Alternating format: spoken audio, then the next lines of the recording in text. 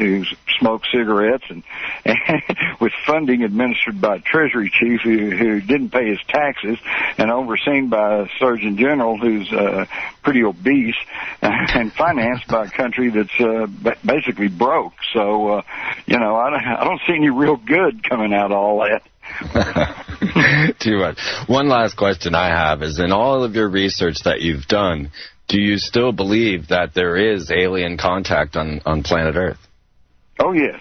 I've talked to too many military remote viewers, military officers, firemen, policemen, pilots, both military and civilian, who if you can gain their confidence and they learn that you're not going to snicker at them or try to tell them they need psychiatric evaluation, then they'll start telling you stories that'll raise the hair on the back of your neck. There's obviously been contact. There's always been experiences. It's been reliably estimated that perhaps as many as 1 in every 5 Americans has had some kind of experience with a UFO, whether it's just from a simple sighting or all the way to what they call the alien abductions or whatever. So this is a reality. It's going on. But unfortunately for most of the zombies who are glued to the TV, they don't have a clue, because the TV, in fact, everything we see and hear is under the control of one of 5 corporations. And these multinational corporations, there is an agenda that they don't want to talk about all this. And yet they've released the event. Have you seen this yet? Yes. I saw the first few episodes where they're keeping some aliens sequestered up in Alaska.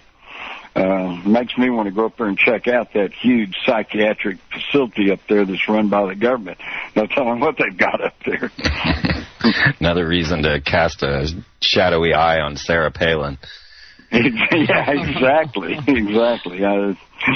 don't know. It's the old Chinese curse. May you live in interesting times.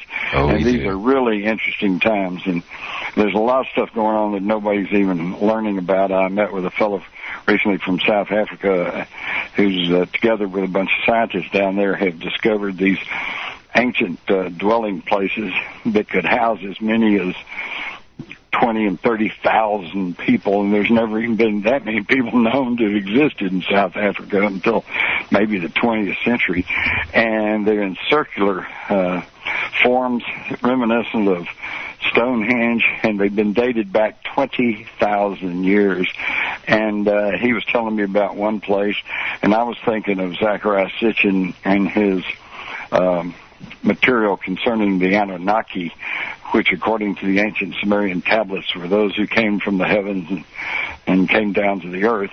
And I said, it sounds like you may have discovered their science officer Inky's African laboratory. And he said, yes, I think maybe this is it.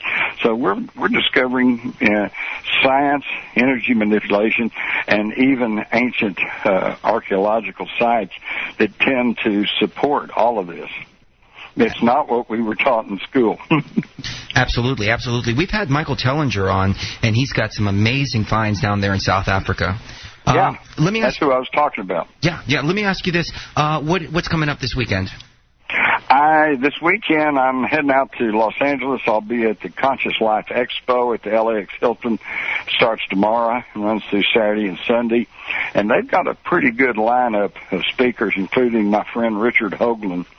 And so there ought to be some good information flying around there. If anybody's listening in the L.A. area, it might behoove you to go drop in over there.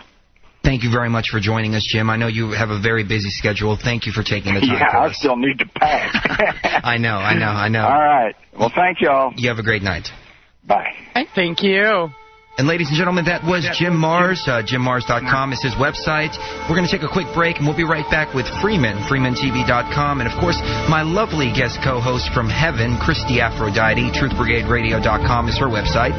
I'm sorry, TruthBrigade.com is her website. We'll see you on the other side.